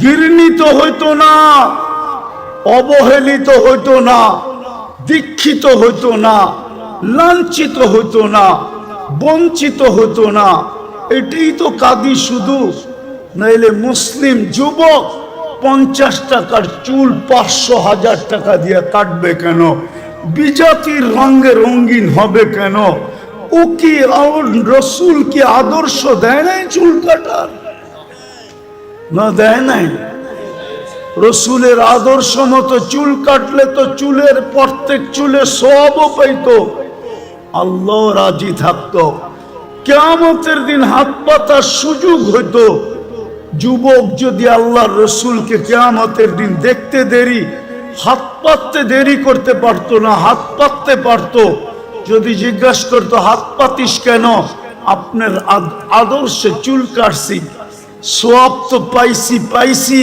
কিন্তু আপনার পক্ষ থেকে কিছু দিবেন না বকশিস কি দিবেন না মজুরি পাওয়ার পরেও তো হাত পাতে কেন একটু বকশিস দেন না এই মাইকেলারও তো পুরা টাকা নেওয়ার পরে অপারেটররা হাত পাতবে আমাদেরকে কিছু বকশিস দিবেন না জিজ্ঞেস করেন পাতবে কি পাতবে না যুবক তো কিয়ামতের দিন হাত পাততে পারতো আমার মা বোনরা কেন নেটে দেখা সাজুগুজু করে সমস্ত কাপড় চোপড়ের ডিজাইন কেন নেটের থেকে আনে ইসলাম কি কাপড়ের ডিজাইন দেয় না ইসলাম কি সাজগোজ দেয় না আমি তো এই কাঁদি সারা বাংলাদেশে কেউ তো দেখাইতে পারবে না আজ পর্যন্ত তো পাইলাম না যে কোনো মহিলা আমাকে চিঠি লিখলো যে হুজুর আমি করছি আমি তো বলি আজ পর্যন্ত তো কোনো হুজুরদের বউকেও পাইলাম না যে বাসর রাতের শ্বাসটা ফাতেমার মতো সাজছে বাসর রাতের শ্বাসটা তো তার বান্ধবী তাকে যেরকম সাজাইছে ওরকমই সাজছে প্রতিবেশীরা যেরকম সাজাইছে ওরকম সাজছে নাইলে একটু পয়সাওয়ালা হইলে পার্লারে যেরকম ডিজাইন চয়েস করছে ওই ডিজাইনে সাজা আসছে কিন্তু ফাতেমার সাজে তো সাজে নাই ফাতেমা কি বাসর রাত্রে সাজে নাই কিতাবে কি নাই ফাতেমার সাজ শাইখুল হাদিসরা কি জানে না যে মুহাদ্দিসরা জানে না যে ফাতেমার সাজ কিরকম ছিল আজকে যদি ওই মহিলা স্বাস্থ্য কালকে কিয়ামতের দিন যখন আল্লাহ বলতো ফাতেমা রাদিয়াল্লাহু তাআলা আনহার হাতে ঝান্ডা দিয়া ফাতেমা তোর মেয়েদেরকে ডাক আর চল জান্নাতের দিকে তো এই মাও তো যায় বোনও তো যায় দাঁড়াইতে পারতো এই মাও তো যায় দাঁড়াইতে পারতো এই মেয়েও তো যায় দাঁড়াইতে পারতো ফাতেমা যদি জিজ্ঞাসা করতো তুই পাশে দাঁড়াইলি কেন বলে আমার কাছে কিছু নাই বটে কিন্তু বাসর রাতের শ্বাসটা আপনার মতো ছিল বিদায় পাশে দাঁড়াইলাম দেখি আমাকে একটু নিয়ে যান কিনা আজকে আল্লাহর রাসূলের আদর্শের শাস্ত্র নাই আপনার সাহায্য হবে তো হবে কি কইরা চিৎকার দিয়া সবকিছু জিতা যায় না সম্মেলন করে সবকিছু করা যায় না আপনি আমাকে বুঝাইতে হবে না, রাগ হয় না। আমার চোখের পানি শেষ। আপনি ছোট পাতলা চশমা দেখেন তো, তাই না? ভিতরে একটা মোটা লেন্স বসানো আছে, অপারেশন করে ভিতরে আমার লেন্স বসানো আছে। চোখের পানি শেষ কানতে কানতে। দুনিয়া কম দেখি নাই। এই জন্য বলি হুজুরে একমত নাও হইতে পারে আমার কাছে। আজকে মুসলমানের দুরবস্থা, যারা নবীর আদর্শকে ঘৃণা করে, নবীর আদর্শকে ধিক্কার দেয়, যারা নবীর আদর্শকে লাঞ্ছিত করে। আমি আরেকটা কথা বলি, যতই সাজেন না কেন ওদের সাজে, আমি শিক্ষিত সমাজকে বলতে চাই, সুশীল সমাজকে বলতে চাই, দিতে হবে না। আমি বহুত জনকে বাংলাদেশের চিনি, যাদের সাথে আমার সফর হয়েছে। এয়ারপোর্টে 3 ঘন্টা থেকে 6 ঘন্টা পর্যন্ত বসার লোক আমি চিনি, ইমিগ্রেশন বসায় রাখছে। আর আমি অহংকার করে বলতেছি না, উড়তে 5 মিনিটের বেশি কোনো এয়ারপোর্টের ইমিগ্রেশনে আজ পর্যন্ত দাঁড়াইতে হয় নাই, 5 মিনিটের বেশি। কিন্তু আমি চিনি, নাম বলবো না। আমার বয়ান যদি ওরা শুনে, বলবে হুজুর নাম বলে নাই, খুব ভালো করছে, নাইলে আমাদেরকে মানুষ চিনতো। আমি চিনি আমার সমাজের লোক, যারা ওদের সাজে 100% কেন, ওদের চেয়ে আপডেট সাজা ছিল। কিন্তু পাসপোর্ট যখন পাঞ্চ করছে, তো বাহির হয়ে আসছে ধর্ম ইসলাম। বলছে তোর ধর্ম তো ইসলাম, তুই আমাদের চেয়ে বেশি আপডেট। সন্দেহ আল্লাহ ঢুকায় দিছে, বস তুই, তোকে আগে যাচাই বাছাই করে নেই। 3 ঘন্টার থেকে 6 ঘন্টা পর্যন্ত যাচাই বাছাই করছে। শুনে রাখো যুবক, তুমি যতই ওদের মতো 14 তারিখ উদযাপন করো, আর যতই 31st নাইট তুমি উদযাপন করো, ওদের যত কালচার তুমি নিজের ভিতরে আনো না কেন, কিন্তু এক জায়গায় তুমি ধরা খাওয়া। আজকাল সবকিছু অনলাইনে। তোমার জন্ম নিবন্ধন যখন করতে গেছে তোমার মা বাবা, তো ভুলে হইল ধর্ম ইসলাম লেখা দিয়ে আসছে। স্কুলে যখন ভর্তি করাইতে গেছে, তো মনের বিরুদ্ধে হইল ইসলাম লেখা দিয়ে আসছে। আইডি কার্ড যখন বানাইতে গেছে, তো তোমার মনে না চাইলেও তুমি ধর্ম ইসলাম লেখা দিয়ে আসছো। পাসপোর্ট যখন বানাইছো, তখনও তুমি ধর্ম ইসলাম লেখা দিয়ে আসছো। যেই দিন তুমি চাকরির অ্যাপ্লাই করছো, ওই দিনও তুমি ধর্ম ইসলাম লেখা দিয়ে আসছো। অনলাইনে সারা দুনিয়ায় চলে গেছে, হেড অফিসে জমা হয়ে গেছে। অনলাইনের হেড অফিস হলো তেল আবিব। আমাকে চিনাইতে হবে না, অনলাইনের হেড অফিস হলো তেল আবিব। তেল আবিবে চলে গেছে তুমি মুসলিম, তোমার সাজের দিকে ওরা দেখবে না। আমার বয়ানে আছে, বয়ানে 2008-এর কাহিনী, 2008-এর কাহিনী আমার বয়ানে আছে। বয়ানে তোমার সাজগোজ ওরা দেখবে না, সাজগোজ। আমি যেদিন জার্মানির ভিসা নিতে গেছি, 6 দিন আগে আমার বড় ছেলে মারা গেছিল। আমি 6 দিন পরে জার্মানির এমবেসিতে গেছি, আমার ইন্টারভিউ ছিল।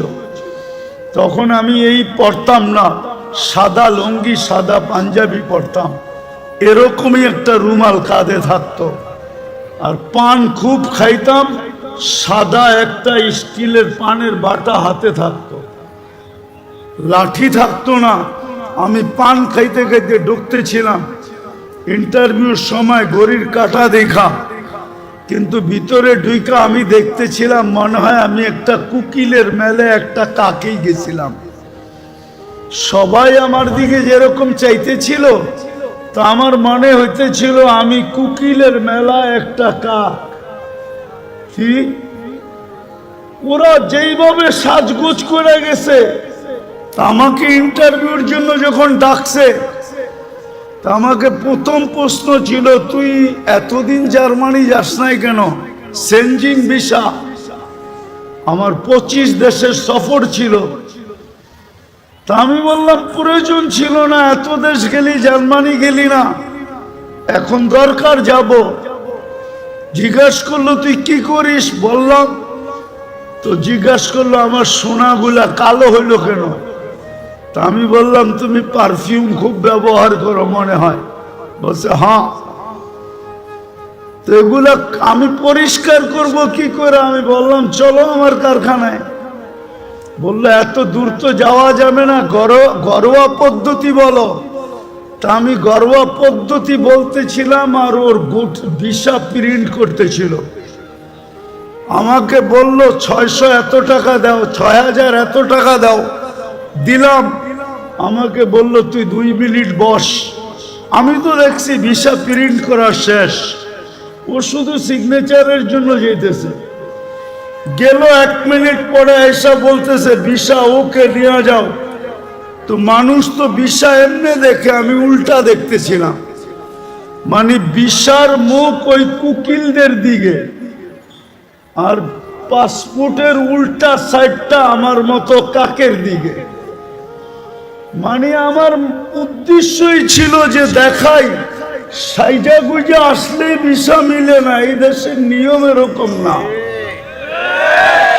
নাইলে আমার সমাজ, আমার যুবকরা 30 লাখ দিয়ে ইউরোপে কেন যাবে? শত যুবকের কবর কেন সাগরে হবে?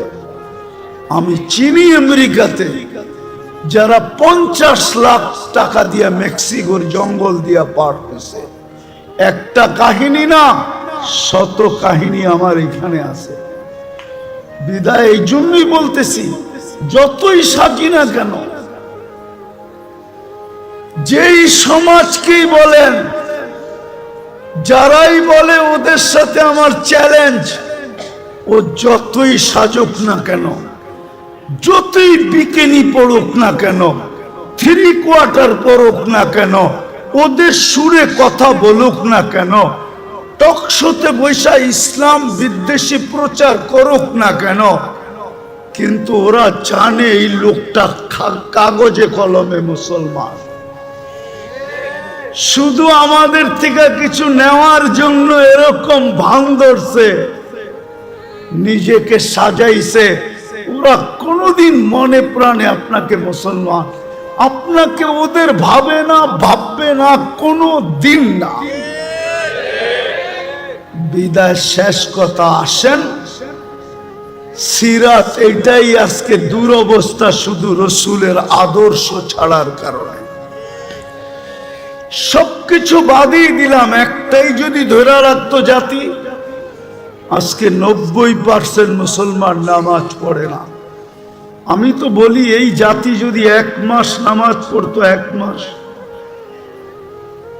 উম্মতে মুসলিমা, উম্মতে মুহাম্মদী যদি 1 মাস 100% নামাজ পড়তো, আর 11 মাস যদি নাও পড়তো, আর আল্লাহ যদি জিজ্ঞাসা করতো তুই 11 মাস পড়িস না কেন? কেন? বৎসরে মাস কয়টা? তো আল্লাহ বলতো 12টা। 1 মাসই তো 70 মাস ছিল, 12 থেকে 12 বাদ দিয়ে দেন, তারপরও তো আমার 58 মাসের ব্যালেন্স আছে।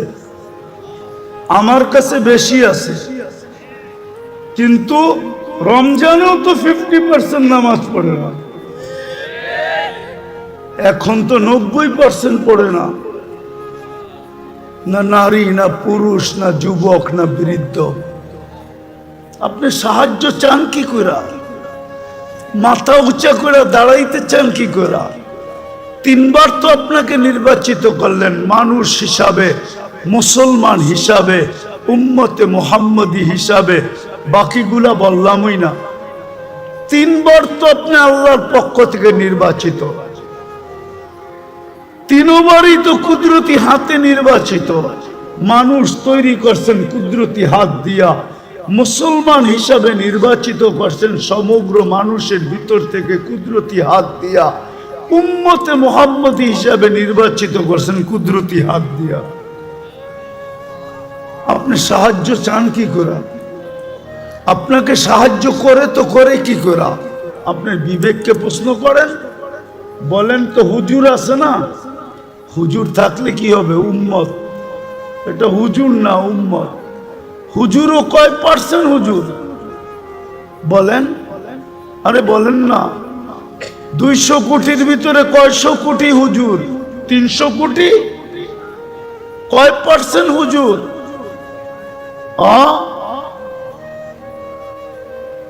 বাংলাদেশে কয় পার্সেন্ট হুজুর? সারা দুনিয়ায় কয় পার্সেন্ট মুসলমানের ভিতরে হুজুর? হুজুর দেখা, দাড়ি দেখা, টুপি দেখা, জুব্বার পাগড়ি দেখা 90% মুসলমান নামাজ পড়ে না। আপনাকে সাহায্য করে তো করে কি করে বলেন? অথচ 5 বেলা কে ডাকে? কে ডাকে? আরে জোরে বলেন। কোন আল্লাহ? 99 পদের মালিক আল্লাহ ডাকে। সামান্য একটু পদস্থ ব্যক্তি ডাকে সাড়া না দিলে হাতকড়ি পড়তে হয়, বেরি পড়তে হয়। আমি জানি, আমি জানি, আমি কখনো মুখ খুলি না তো। আমার বললাম না আমি ঠান্ডা হুজুর, আমি জানি। আমি টঙ্গীর থেকে বয়ান করে বাহির হয়েছি, আমার গাড়িতে উঠবো, পিছের থেকে 2-3 জন আমাকে ধরছে, স্যার গাড়ি পাঠাইছে, আপনাকে এই রাত্রে যেতে হবে। কোথায়? জায়গার নাম বলছে যেটা বাংলাদেশের এক কোনায়। স্যারের প্রোগ্রাম কালকে দুপুরে। আমি বললাম আমার 3টা মাদ্রাসার প্রোগ্রাম আছে। বলছে স্যার এত কিছু জানে না, গাড়ি পাঠাইছে, আমাদেরকে পাঠাইছে। সোজা গাড়িতে বসেন, বাসায় ফোন করেন, সসজ্জায় আপনাকে কালকে আবার গাড়ি দিয়ে ঢাকা পৌঁছায় দিব। আমি ওই ব্যক্তি, আমি চিনি। সামান্য একটু কথা না মানলে হাতকড়ি হয়, বেড়ি হয়, জেল জরিমানা হয়। ও ঢাকার মানুষ বলেন না ডেলি 90% মুসলমান নামাজ পড়ে না। 5 বেলা আল্লাহ ডাকে, বুক করে কাটটা। ও যুবক, কাটটা বুক করে বলো না। ওই আল্লাহ ডাকে, তারপরও তো আসে না। আপনাকে যে এখনো বাঁচায় রাখছে, শুকরিয়া আদায় করেন। এই জন্যই তো ইহুদিরা একটা স্লোগান দেয় বর্তমানে। হিব্রু ভাষা তো বোঝেন না, শুধু চিৎকার দেন। ইহুদিদের একটা স্লোগান এখন চলতেছে, স্লোগান সারা দুনিয়ার ইহুদিদের, যেটা আমি আরবি ভাষায় বানায় নিয়ে আসছি। ইহুদিদের স্লোগান, এখনই সময়, এখনই সময়, এখনই সময়। আনতুদাম্মিরুল মুসলিমিনা কাইফা তুরিদুনা আনতুদাম্মিরুহা। এখনই সুবর্ণ সুযোগ, যেমন মনে চায় মুসলমানদেরকে জমিনের সাথে মিশায় দাও, এখনই সুযোগ। আপনি বলবেন কেন? ওদের কিতাবে লেখা আছে যেই দিন ফজরের জামাত আর জুমার জামাত মুসলমানের সমান হবে, ওই দিন মুসলমানের বিজয়ের পালা শুরু হবে। ওরা শুধু আপনাদেরকে দেখে না, আপনাদের মসজিদের উপরও স্যাটেলাইট লাগায় রাখছে, সিসি ক্যামেরা লাগানো আছে। ওরা দেখে ফজরে কয়জন, জুমায় কয়জন। এই জন্যই ওরা চিৎকার দিতেছে এখনই সুবর্ণ সুযোগ। আরেকটা মনে উঠল, যদিও বলা উচিত না, আপনি সাহায্য চান কি করে? সৌদি আরবের মতো দেশের পোশাকের কি অ্যাডভার্টাইজ দিতে যায় খোলা আকাশের নিচে খোলা মঞ্চে উলঙ্গ ডান্স দেখেন না? আপনি সাহায্য চান কি করে? বলেন কি করে চান? কি করে চান? যুবকদের পায়ে হাত দিয়ে সারা রাত্র আনলিমিটেড, হয়তো ঘরে ওয়াইফাই আছে, নাইলে প্রতিবেশীর পাসওয়ার্ড আছে, দুধের হটস্পট আছে। আর যদি তাও না থাকে তো ঢাকা শহরে এই মধুবাগে পাওয়া যাবে সারা রাত্র নেট বিক্রি করার জন্য ও সজাগ থাকে। যার নেট শেষ সাথে সাথে যোগাযোগ সাথে সাথে এমবি পাঠায় দেয়, সারা রাত্র নেটের ভিতরে ঘুরতে থাকে। কিনা দেখে সাহায্য চান কি করে?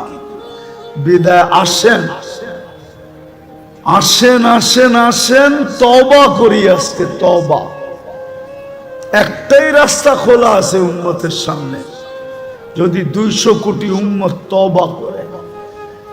কিন্তু আফসোস তো আমাদের, আফসোস আমার এটাও, আমাদের স্কলারদের কাছে আমার একটা আফসোসের আবেদন, আজ পর্যন্ত কোনো দুনিয়ার কোনো দেশের স্কলারদেরকে দেখলাম না ধর্মীয় স্কলারদেরকে সারা দেশের মানুষকে বলল যে চলেন ফিলিস্তিন আমাদের থেকে 7 সমুদ্র 13 নদীর ওই পারে, আমরা কিচ্ছু করতে পারি না, চলেন আমরা একটা দিন তওবা ডে উদযাপন করি।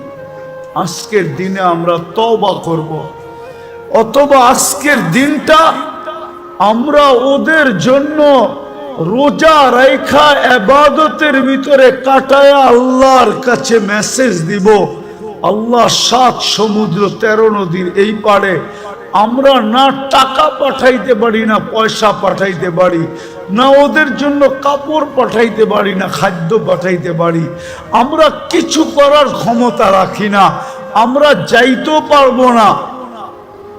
যদিও সমস্ত দেশ অনুমতি দিবে, কিন্তু আপনার প্রতিবেশীর দেশ অনুমতি দিবে না যে আপনি ইসরায়েলে ফিলিস্তিনে যাবেন ইসরায়েলের বিরুদ্ধে। আপনার প্রতিবেশী দেশ আপনাকে অনুমতি দিবে না, না না না না না, কেন সে তো ইসরায়েলের সবচেয়ে বড় বন্ধু, অনুমতি দিবে না। বিদায় যদি আমাদের স্কলাররা একটা দিন দিত, জাতিকে বলতো চলেন আমরা অমুক দিন রোজা রাখি, তওবা করি, আল্লাহর কাছে ইবাদত করে বলি, মেসেজ পাঠাই, কিন্তু আজ পর্যন্ত তো একটা দেশও দেখলাম না, একটা দেশও তো পেলাম না। কোন স্কলারের মুখ থেকে তো এই আহ্বানটা জাতির সামনে আসলো না, বড় দুঃখ লাগে। এই জন্য আসেন আমরা এখন তওবা করি। করবেন? করবেন? হ্যাঁ পারবেন? কে কে করবেন দেখি? হ্যাঁ তাইলে বলে দেন আল্লাহ অতীত থেকে তওবা করলাম। বলেন বলেন, আপনি আমাদের তওবা কবুল করেন, আমাদের গুনাহ মাফ করে দেন। চলেন আপনাদের তওবার একটা প্রমাণ দিই। লম্বা হয়ে যেতেছে না তো? হ্যাঁ আবার কোনোদিন আসি না, না আসি কে জানে। এই জন্য মনে উঠলো, এই জন্য বলতেছি। আদম আলাইহিস সালাম বলতেছিলেন যে আমি একটা ভুল করছি, করতে দেরি, আমাকে জান্নাত থেকে বাহির করে দিতে দেরি করেন নাই। সত্য তো? কিন্তু উম্মতে মুহাম্মদী সারাদিন গুনাহ করবে, রাতের 3 ভাগের 1 ভাগ অতিবাহিত হইতে দেরি, আল্লাহ উম্মতে মুহাম্মদীকে ডাইকা ডাইকা গুনাহ মাফ করে জান্নাত হাতে উঠায়া দিয়ে দিবেন।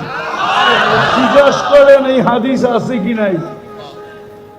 আমরা তওবা করছি যখন নিষ্পাপ, নবীর সব আদর্শ বাদই দিলাম, একটা আদর্শের উপরে চলেন আমরা উঠি, সব আদর্শ বাদ দিলাম।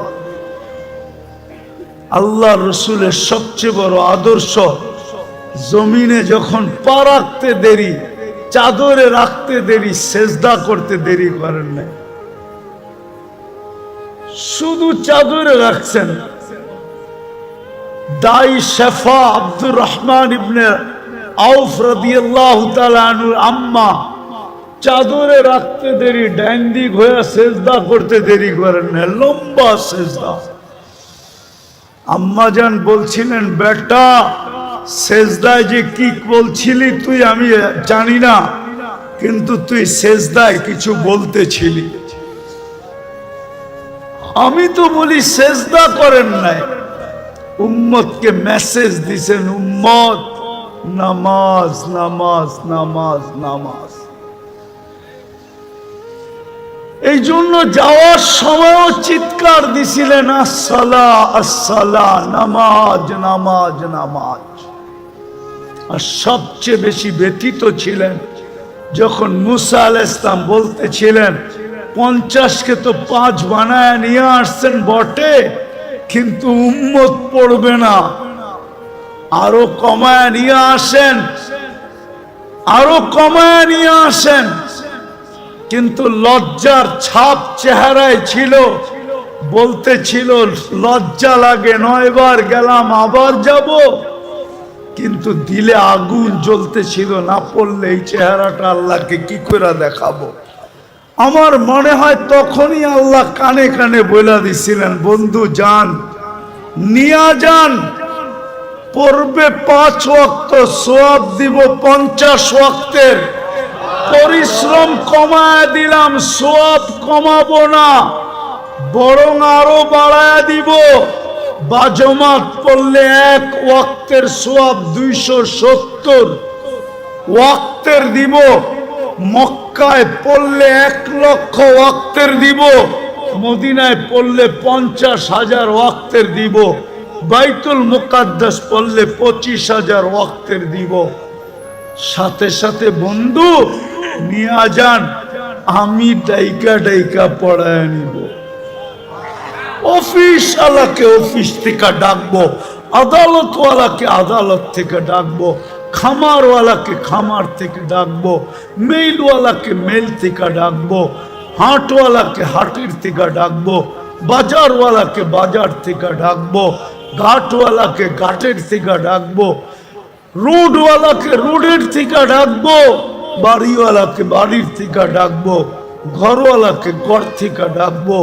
এমনকি ঘুমায়া থাকলেও আমি উঠায়া নিব, আসসালাতু খায়রুম মিনান নাওম বইলা আমি ঘুমের থেকে উঠায়া নিব। একটা আদর্শের উপরে চলেন, আজকে আমরা একমত হই যে আজকের থেকে আমরা নামাজ ছাড়বো। ওয়াদা? হ্যাঁ, পাক্কা? নামা আরেকটা কাজ করতে হবে, তাইলে ইনশাআল্লাহ ইহুদিদের স্লোগান ভাঙ্গা যাবে। ওরা কিন্তু আজকে স্লোগান দিতেছে, আমি প্রমাণ দিতে পারবো আপনাকে। ওদের কিতাবে লেখা আছে, এটা সত্য, আপনি প্রমাণ নিলে নিতে পারেন আমার কাছ থেকে। আজ থেকে বলি না আমি, এটা 90 দশক থেকে বলি, কারণ আমার কাছে অকাট্য প্রমাণ আছে।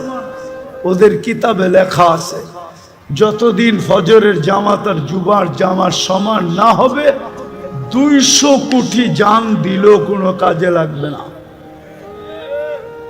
বিজয়ের পালা শুরু হবে না। আল্লাহর ঘর খালি আপনাকে বিজয় দেয় তো দেয় কি করে? এটা কি বিবেকে বোঝেন না? 5 বেলা আল্লাহ ডাকে, আর 90% মসজিদে আসে না, যায় নামাজে দাঁড়ায় না, যেই জায়গায় আছে ওই জায়গায় দাঁড়ায় আল্লাহু আকবার বলে না। ওকে সাহায্য করে তো করে কি কইরা? আপনি জিতা যাবেন শক্তি দিয়া? জিতেন না, জিতেন না। কোথায় জিতলেন এই পর্যন্ত? কোথায় জিতলেন? কোথায় জিতলেন? 1400 বছর আগে সাহায্য কোথায় আপনার সাথে বলেন? কোথায়? 500 বছর আগে সাহায্য কোথায়? 1000 বছরের আগে সাহায্য কোথায়? শুধু চিৎকার দিয়া মানুষের ব্রেন উল্টা করলে হবে না যে এটা হইলেই আমরা সব করে ফেলবো। দুনিয়াটা এত সহজ না। রাগ হয়ে যাবে না? আরেকটু বলবো? হ্যাঁ, আপনি জানেন এই কাপড়টা কয়বার সুদে ডুব দিছে?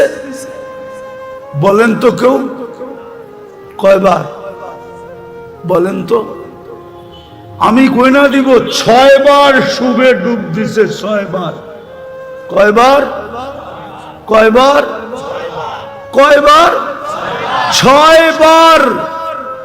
যে তুলা চাষ করছে সে লোন নিয়ে তুলা চাষ করছে। যে তুলা ইম্পোর্ট করছে সে সুদ নিয়ে ব্যাংকের এলসি নিয়ে, আগাম এলসি নিয়ে সে ইম্পোর্ট করছে। যে তুলার থেকে সুতা বানাইছে সেও মেইল করছে সুদের ব্যাংকের টাকা নিয়ে। যে তুলা সুতার থেকে গেরে বানাইছে সেও সুদের টাকা ওইখানে মিশ্রিত করছে। গেরের থেকে যে ডাইং করছে সেও সুদের টাকা নিয়ে মেইল করছে। ডাইং এর থেকে যে ফিনিশিং করে মার্কেটিং করছে সেও সুদের টাকা নিয়ে করছে। কয়বার হইল? সিস্টেমটা পুরা উল্টা হয়ে গেছে। আপনি চিৎকার দিলে কিছু হবে না। ফিরে আসেন। কোরআন এটাই বলে লিউযিকাহুম বাদাল্লাযী আমিলু লাআল্লাহুম ইয়ারজিউন। তোমরা পিছে ফিরো, পিছে পিছে দেখো, পিছে নবীর আদর্শের দিকে ফিরো। পায়ে হাত দিয়া বলি আসেন আমরা নামাজি হই আর মানুষকে নামাজি বানায় আগে মসজিদ বড়ি। যেদিন ফজর আর জুমা এক হবে, সমান হবে, আপনার অপেক্ষা করতে হবে না, আপনার লড়তে হবে না। এই উম্মতকে আল্লাহ লড়াইতে চান না, তাইলে আল্লাহ থাইকা লাভ কি? আমাদের পরে তো কোনো উম্মত নাই। আল্লাহ ডিফেন্স কোন কাজে লাগবে?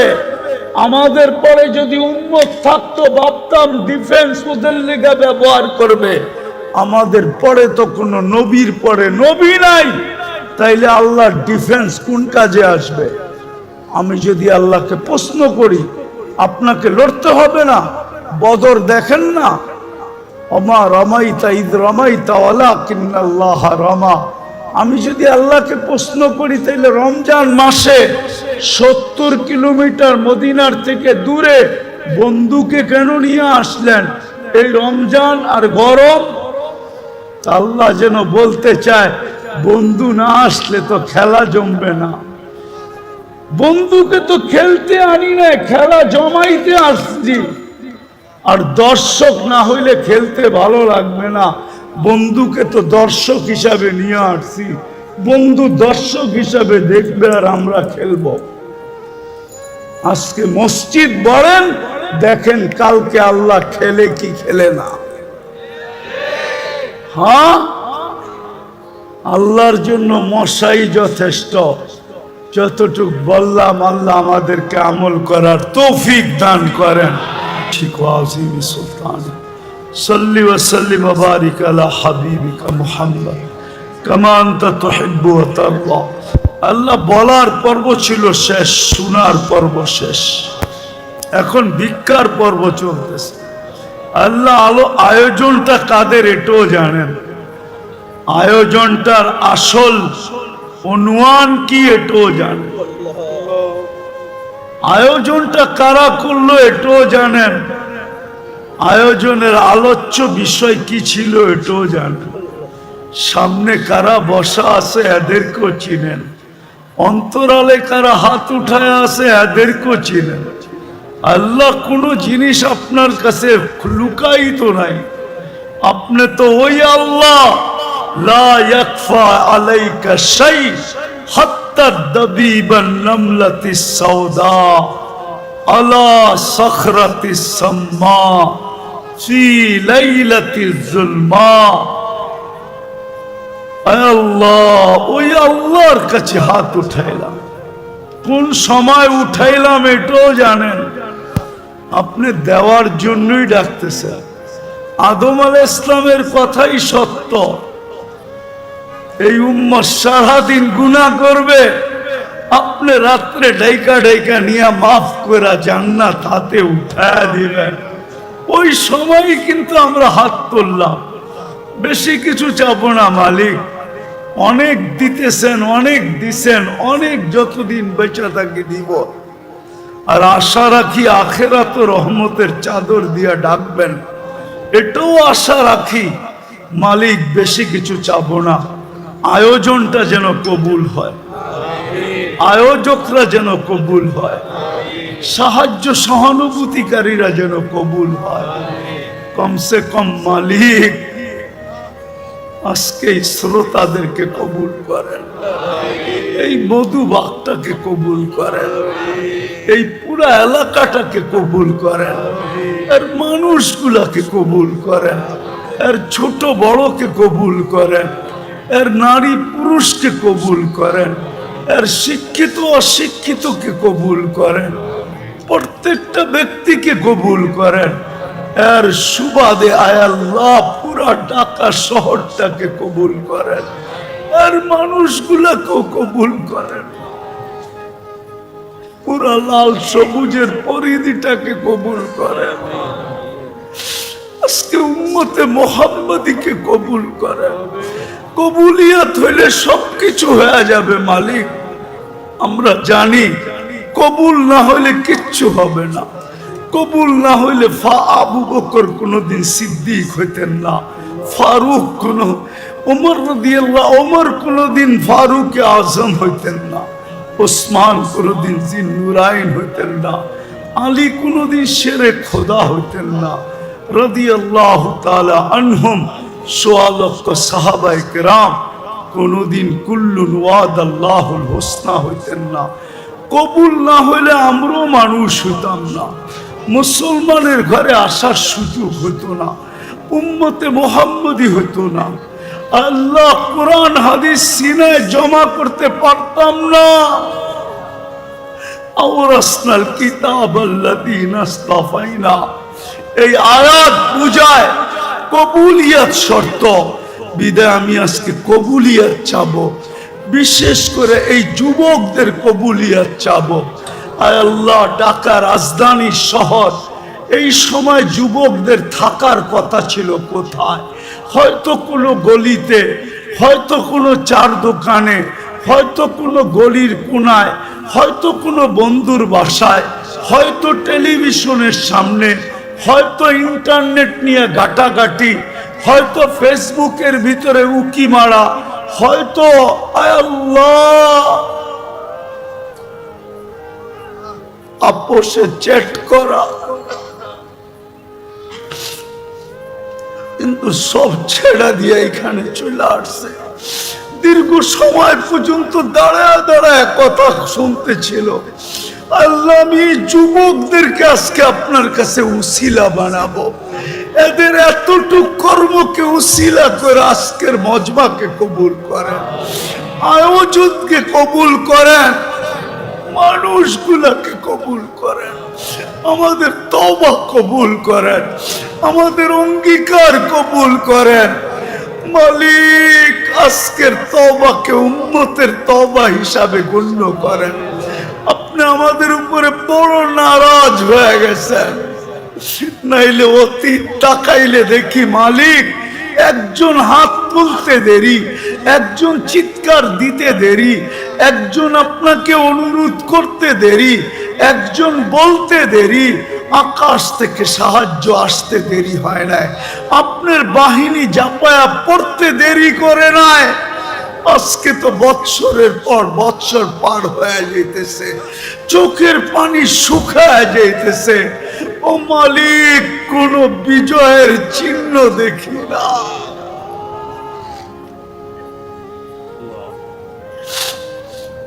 গত রোজাও তো ফিলিস্তিন ওয়ালাদের ইফতার হইতো লাশ দিয়া, সেহরি হইতো লাশ দিয়া। আল্লাহ এই রোজাও কি এরকমই হবে জানি না মালিক।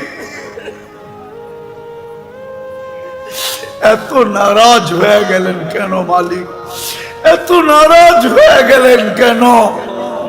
বেশক আমরা শাস্তির যোগ্য, অস্বীকার করি না, কিন্তু আপনি শাস্তি দেন না। আপনার হাবিবের দুশ্মন, আপনার দুশ্মন, আমাদের দুশ্মন, ইসলামের দুশ্মন, কোরআনের দুশ্মন, হাদিসের দুশ্মন, সমস্ত কিছুর দুশ্মন, এদের মাধ্যমে আমাদেরকে পিঠা খাওয়ান কেন মালিক? কেন মার খাওয়ান? কেন ওদের হাতে আমাদেরকে বেইজ্জত করেন? কেন আমাদের মা বোনদেরকে বেইজ্জত করান? কেন দুধের শিশুর রক্ত জড়ে ওদের হাত দিয়া?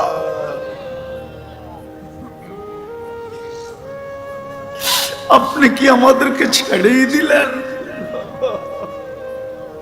আমরা যাব তো যাব কোথায়?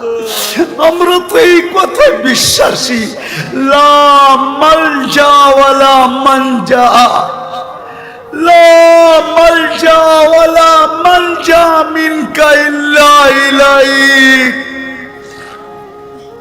ডাইনে দেখি তো আপনাকে দেখি, বামে দেখি তো আপনাকে দেখি, সামনে দেখি তো আপনাকে দেখি, পিছে দেখি তো আপনাকে দেখি, উপরে দেখি তো আপনাকে দেখি, নিচে দেখি তো আপনাকে দেখি, নিচের দিকে তাকাই তো আপনাকে দেখি, ভিতরে তাকাই তো আপনাকে দেখি, বাহিরে তাকাই তো আপনাকে দেখি।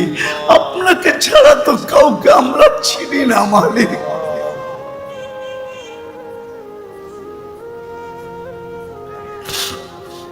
আজকে এই আলেমদের হাত খালি ফেরত দিয়েন না। আমারটা দিয়া দেন, কোনো আপত্তি নাই, কিন্তু আমার ডাইনে বামের আলেমদের হাত খালি ফেরত দিয়েন না। ইমাম খতিবদের হাত খালি হাতে ফেরত দিয়েন না। তুলাবাদের হাত খালি ফেরত দিয়েন না। তুলাবারা বসে আছে সামনে মালিক, যাদের পায়ের নিচে ফেরেশতারা ফলের গালিচা বিছায়। আল্লাহ ওদের হাত খালি ফেরত দিয়েন না। অন্তরালে মা বোনরা হাত উঠায় বসে আছে, এদের হাত খালি ফেরত দিয়েন না মালিক।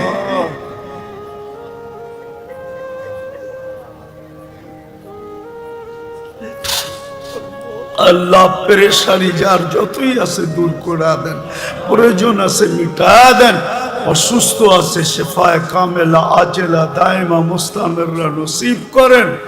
আল্লাহ এই মাহফিলের উসিলায় শুধু এই এলাকার না, এই ঢাকা শহরের মাটির না, মাটির নিচে না, লাল সবুজের মাটির নিচে না, শুধু এই দুনিয়ার মাটির নিচে উম্মতে মুহাম্মাদি যে যেখানে ঘুমায় আছে সবাইকে মাফ করা দেন।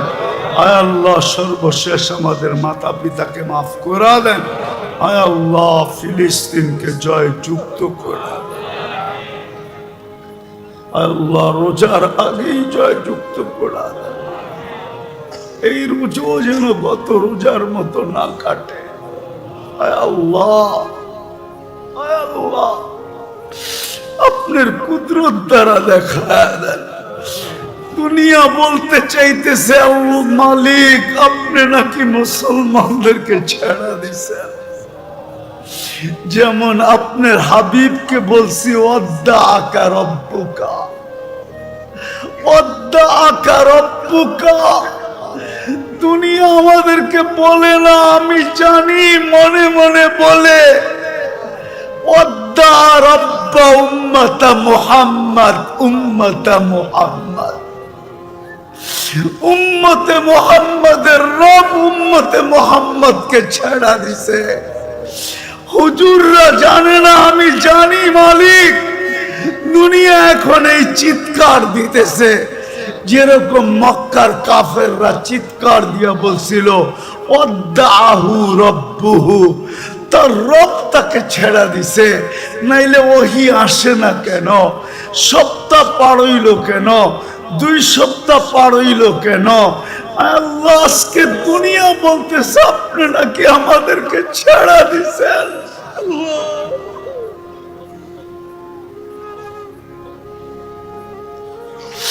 একটু দুনিয়াকে দেখায়া দেন আপনি আমাদেরকে ছাড়েন নাই, আপনি আমাদেরকে ছাড়েন নাই, আপনি আমাদেরকে ছাড়েন নাই, আপনি আমাদেরকে এখনো ভালোবাসেন, আপনি আমাদেরকে এখনো মহব্বত করেন।